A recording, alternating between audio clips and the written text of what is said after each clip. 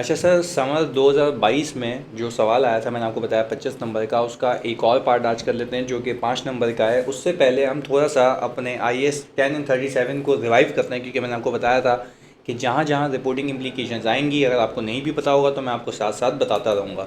अच्छा भाई, मुझे एक बात बताओ, IAS 10 बात करता है इवेंट्स आफ्टर रिपोर्टिंग पीरियड की। ऐसा ही जी सर, वो बात करता है इवेंट्स आफ्टर रिपोर्टिंग पीरियड की। अच्छा, अब अगर मैं बात कहूँ कि मेरा ईयर एंड है 31 दिसंबर 2022, इसके बाद जो भी इवेंट हुआ वो इवेंट कहलाएगा आफ्टर रिपोर्टिंग पीरियड। अच्छा, बट बिफोर, यहाँ पे आ गया अकाउंट्स ऑथराइजेशन डेट, यानी वो बोलता है ईयर एंड के बाद और अकाउंट्स की ऑथराइजेशन डेट से पहले कोई भी इवेंट होगा वो कहलाएगा इवेंट आफ्टर रिपोर्टिंग पीरियड। अच्छा, कंपनी की जिम्मेदारी ये है कि वो ये देखे कि इस टेन्योर के बीच में अगर कोई इवेंट हुआ है तो क्या वो इवेंट एडजस्टिंग इवेंट है या नॉन एडजस्टिंग इवेंट है।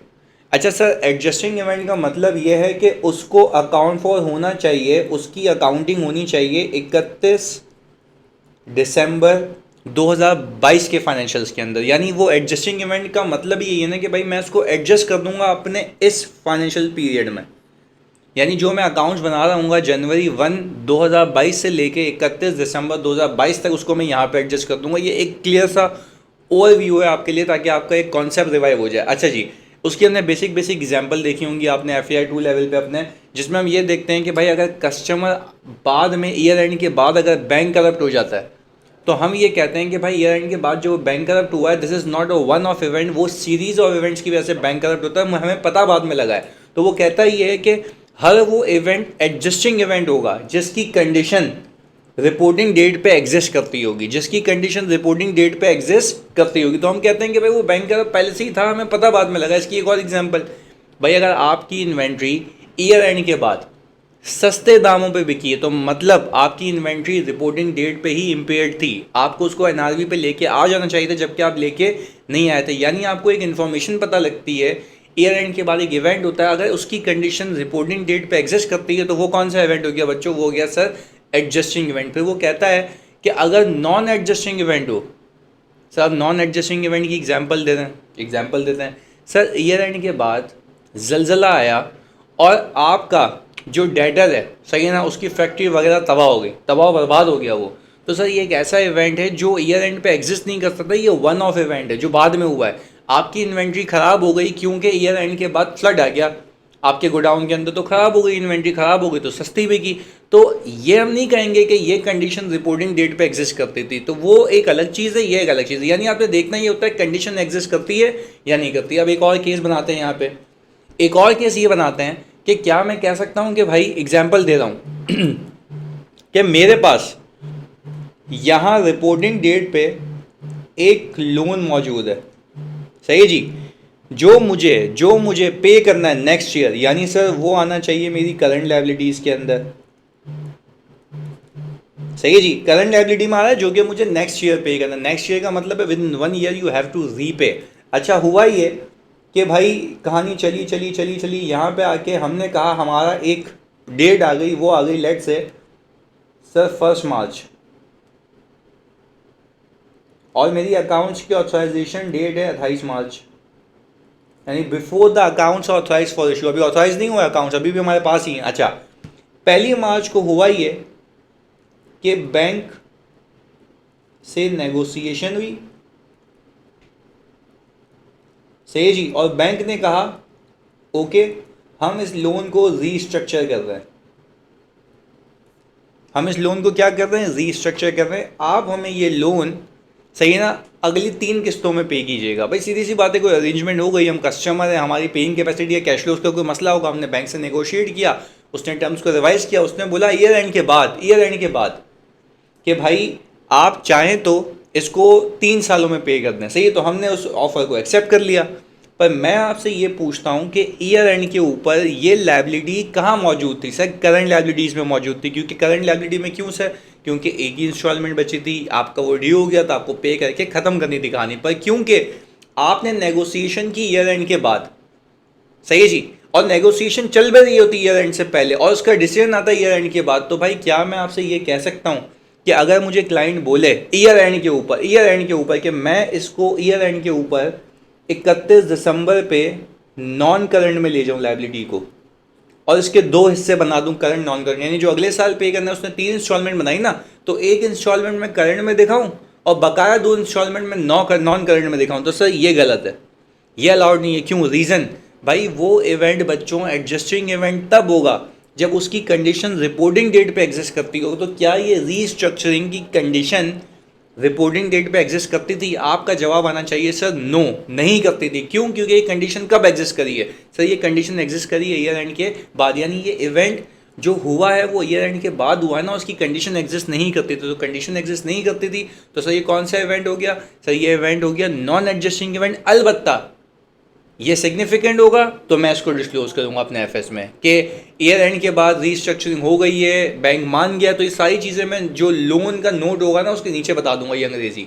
पर ये अकाउंट्स एडजस्ट नहीं होंगे क्योंकि ये नॉन एडजस्टिंग इवेंट है। अब इसी मंतक को रखते हुए हमें सवाल को देख लेते हैं, आ जाए। बोल रहा है during the course of audit bus limited for the year ended 31 March 2022, ये year end 31 March 2022, your audit team identified that there were 3 overdue installments.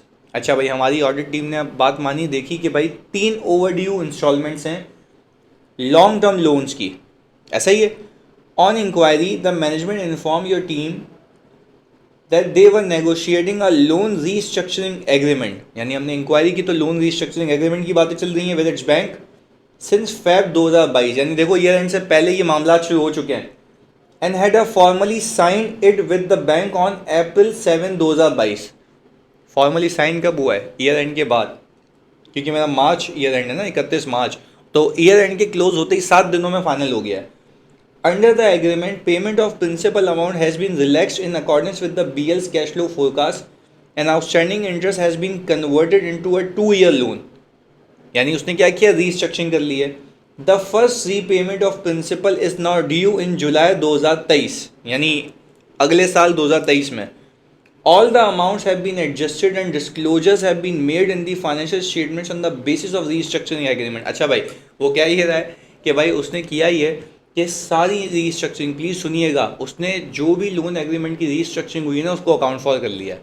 या मुझे खुद एक बात बताओ, क्या ये एडजस्टिंग इवेंट है या नॉन एडजस्टिंग इवेंट है? सर ये नॉन एडजस्टिंग इवेंट है, क्योंकि आपके सामने की बात है, ये एग्रीमेंट हुआ कब है सर? ईयर एंड के बाद। अब आप देखें ज़रा यहाँ पे 3 ओवरड्यू इंस्टॉलमेंट्स है of the long term loan, सही है, 3 ओवरड्यू इंस्टॉलमेंट्स है जिसको उसने कन्वर्ट करा दिया है। अब आगे देखते हैं। अब सोल्यूशन में कहता है BL's decision to adjust the amount and present the disclosure on the basis of the restructuring agreement is not correct. The auditor should inform management, yeah, those charged with governance, that the financial liabilities need to be classified as current as they were due to be settled. उनको भी settle होना था बस at the year end within 12 months after the reporting period. ऐसा ही है, agreement to reschedule the loan has been completed after the reporting period. हमने क्या बात कही कि भाई एग्रीमेंट जो है रीशेड्यूलिंग का, रीस्ट्रक्चरिंग का, वो फाइनलाइज कब हुआ? ईयर एंड के बाद।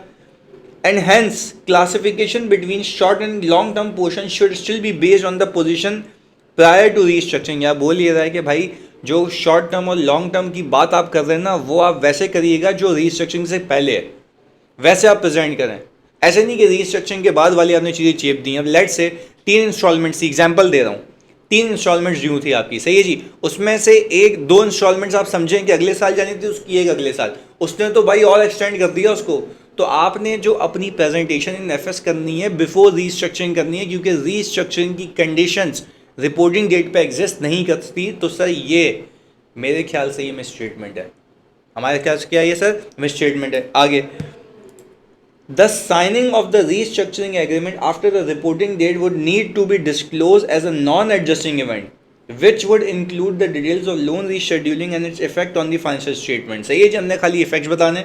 इसके बाद, if the loan is not classified as a current liability, the auditor should express a qualified opinion and should describe the financial effects of the material misstatement in the basis for opinion section of the report। Sir वही वाली बात कि जब हमने वो report writing सीखी थी तो उसमें मैंने आपको बताया था कि आप बेसिस फॉर ओपिनियन की जगह बेसिस फॉर क्वालिफाइड ओपिनियन लिखेंगे, और फिर आप ये बताएंगे उसके अंदर कि जो मिस स्टेटमेंट थी उसकी नेचर क्या थी, उसके फाइनेंशियल इम्पैक्ट्स तक बताएंगे अगर आपको पता है। अगर नहीं बता सकते वो भी बताएंगे कि मैं फाइनेंशियल इम्पैक्ट्स पता नहीं लगा सकता। I hope this is clear sir. ये मार्क्स जो मतलब सवाल में अचीव कर सकते थे कि अगर आपने तमीज़ से रिपोर्ट की तैयारी की होती। चलें जी सर, तो फिर अगली क्लास में अगला सवाल करते हैं। जज़ाकल्लाह।